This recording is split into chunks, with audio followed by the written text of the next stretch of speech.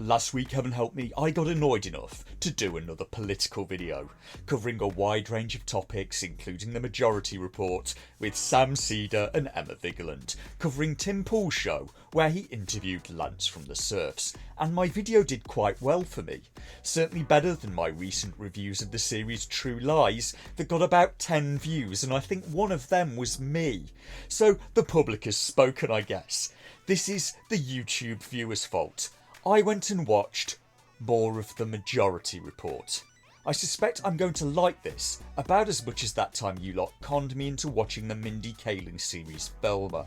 Today it will be just Sam Seder. Sadly, no Emma Vigeland this time to milk for content. There's a mental image for you. Today Sam is discussing an interview that Elon Musk did with the news organisation CNBC, where the interviewer, David Faber, pressed Musk on some things Musk had to say about George Soros. And this is a minefield, isn't it? Specifically, Musk said Soros reminded him of the supervillain Magneto from X-Men.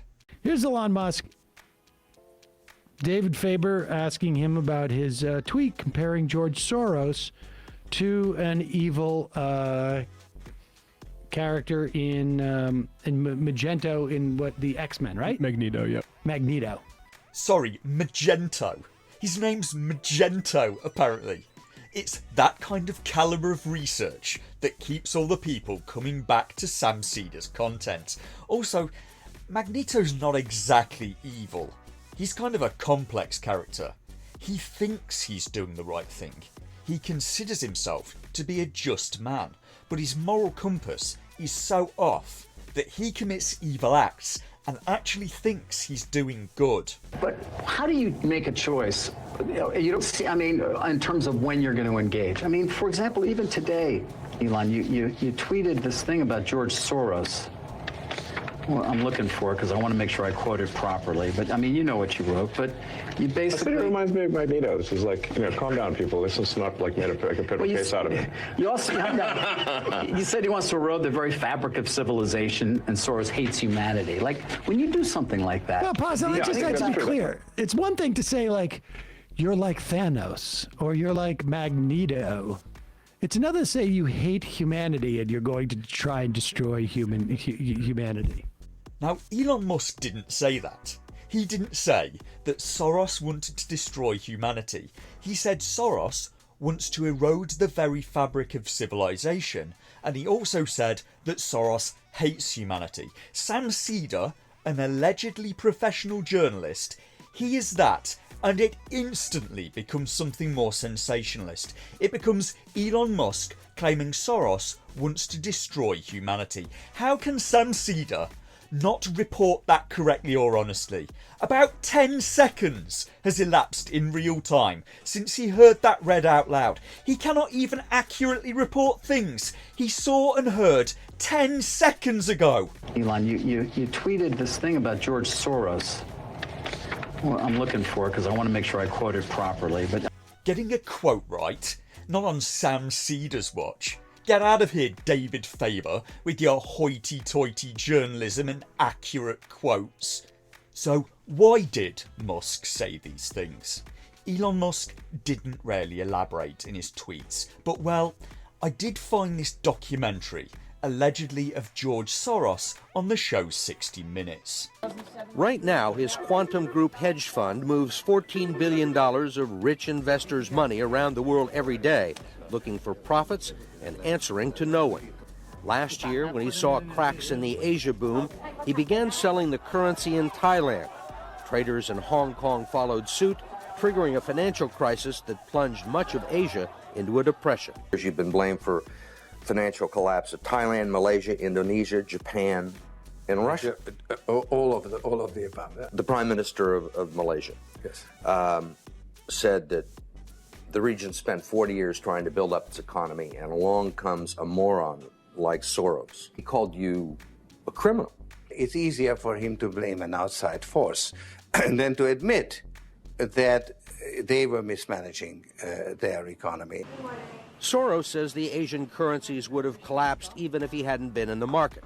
They were overvalued. I am basically there to make money. I cannot and do not look at the social consequences of what I do. You probably should, George. Now, I couldn't verify this footage as much as I would have liked, because the network that allegedly owns the footage is CBS, and they are strictly enforcing copyright. But it seems an interview did happen. That does appear to be George Soros. The interviewer appears to be Steve Croft, a journalist that worked for 60 Minutes. This supposedly happened around 1998, and Croft worked for them during this time period. There's an episode listed on IMDb featuring Soros on 60 Minutes in Season 31, Episode 14. If this footage is real, which it appears to be, I have major problems with the things that George Soros says in it. And I don't think it would be unfair, in light of what he has to say, to describe his words here as demonstrating a certain hatred of humanity, and at least nonchalance to eroding the very fabric of civilization.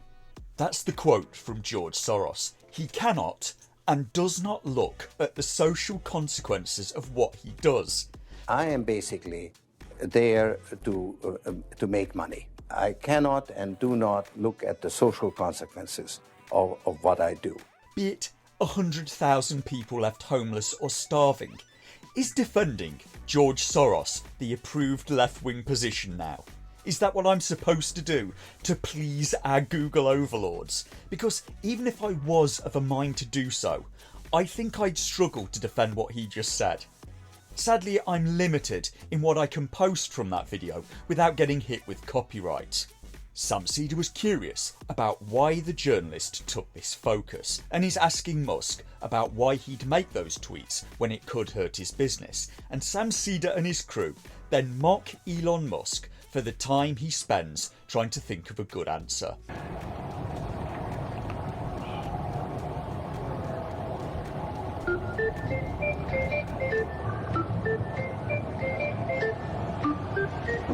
You know, I'm reminded of... And it's only natural. If this video is anything to go by, Sam Seder does have an aversion to the idea of thinking. And granted, Elon Musk does take a while to answer. The reason he does this may be something to do with Elon Musk being autistic. A thing that apparently he was bullied for during his childhood. And I have to ask again, is this the approved left-wing position now? What's the current rule? If you don't like someone, is it okay to mock them for a disability? Or is it that he's a rich man? Is that what makes it okay? Is it okay to punch up at that person's disability? Instead, Sam wants the interviewer to drill down on Musk's reasoning as to why he said those things about Soros. And I think the reason is, Sam, because the interview is being done by David H. Faber, who's an American financial journalist and market news analyst for CNBC. This is not a section about Elon Musk's tweets. This is a section about business and finance. If you're ever in doubt, the presence of a stock ticker at the bottom of the screen is usually a dead giveaway that you've strayed into the section on business and finance. But at the core of that is maybe a valid point, so props to Mr. Seder for that. Elon Musk has not done a very good job in clarifying exactly what he meant by that claim about George Soros. If a person is going to say something like that, they should probably provide the receipts. Why does Mr. Musk say that Soros hates humanity? What of George Soros' activities does Musk consider to be eroding the very fabric of civilization? Sam Seder thinks he's cracked the hidden code when he's informed that Magneto, like George Soros, is Jewish. And it turns out Magneto was also Jewish. Apparently, he was also a Holocaust survivor. Holocaust survivors, yeah. I'm sure that was a coincidence. It's so hard to find names of villains these days. And later on he says it gets worse because George Soros, like Magneto, grew up as a child during the Holocaust. I'm not sure if he has cracked some sort of hidden code from Elon Musk. The similarities in George Soros' life story to Magneto's life story may have been Elon Musk's concealed point. that Soros, like Magneto, is a Jewish man that grew up in the Holocaust and turned evil? It's hard to know, seeing as Mr. Musk kind of made a dog's breakfast of explaining his own point. But all we have to go on is what Elon Musk himself said. He seems to consider Soros and Magneto to be alike because, in Musk's view, both hate humanity and want to erode the very fabric of civilization. I doubt Musk's point was that they both look alike. Magneto is in crazy good shape, whereas George Soros looks like a chocolate rabbit that has been left in the sun. But the answer to why Musk said Soros reminds him of Magneto is in the video Sam is responding to. He seems to consider them alike because Soros and Magneto, in Musk's view, both hate humanity and want to erode the very fabric of civilization. I am basically there to make money. I cannot and do not look at the social consequences of what I do.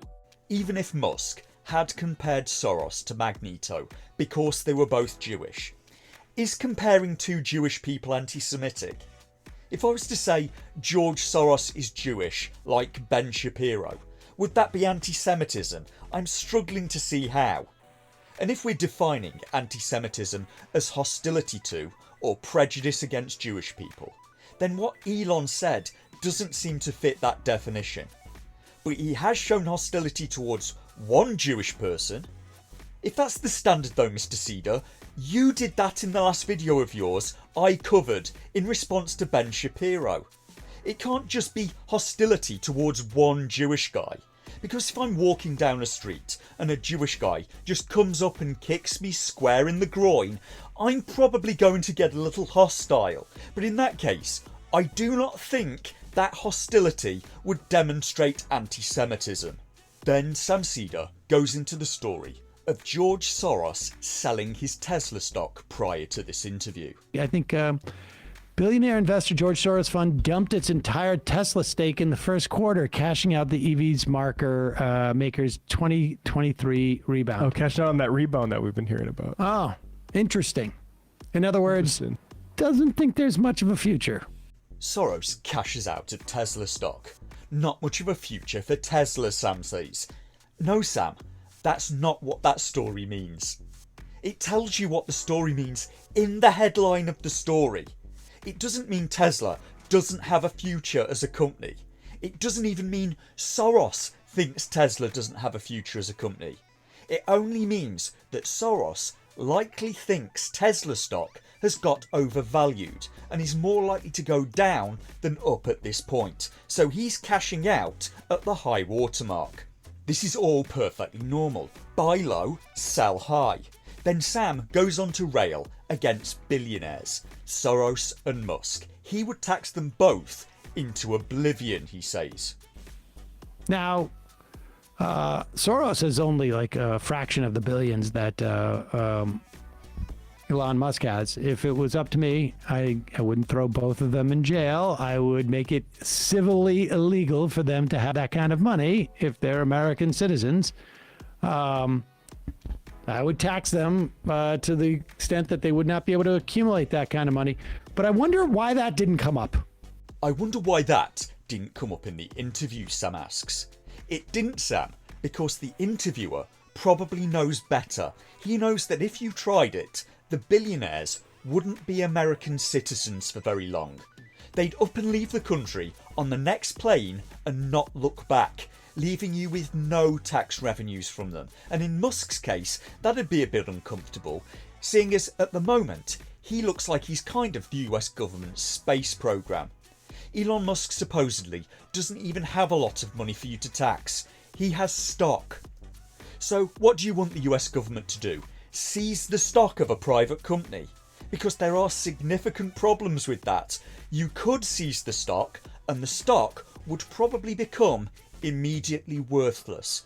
Because who is going to pay for stock and put money down in investment on something that a government may capriciously seize on a whim? Just a thought though, seizing private companies, are you sure? If you're going to borrow policies from a world leader, I'm not sure the policies of Stalin are necessarily the best choice. That chestnut only tends to get wheeled out in dictatorships. He's a huge bigot, defending white supremacists from charges that he thinks are psyops. Wait, what is Sam even talking about? This guy is supposed to communicate for a living, and he can't even articulate his point. Elon Musk is a bigot, Sam says. Multiple times, actually. I mean, that's just a statement, not an argument. You actually have to demonstrate that what he has done fits the definition. Taking a bigot to be defined as a person who is obstinately or unreasonably attached to a belief, opinion or faction, especially one who is prejudiced against or antagonistic towards a person or people on the basis of their membership of a particular group. If so, we've had bigotry directed towards Elon Musk 3 times in this video alone. He's from a family who got passive income under apartheid South Africa and didn't have any public statements about that until later, much later in life. It reminds me of something John Cleese said a while back. One should never forget the first principle of the old KGB. Always accuse your enemy of exactly what you're doing. Those look good. A big salty clam would sure go great with this heat.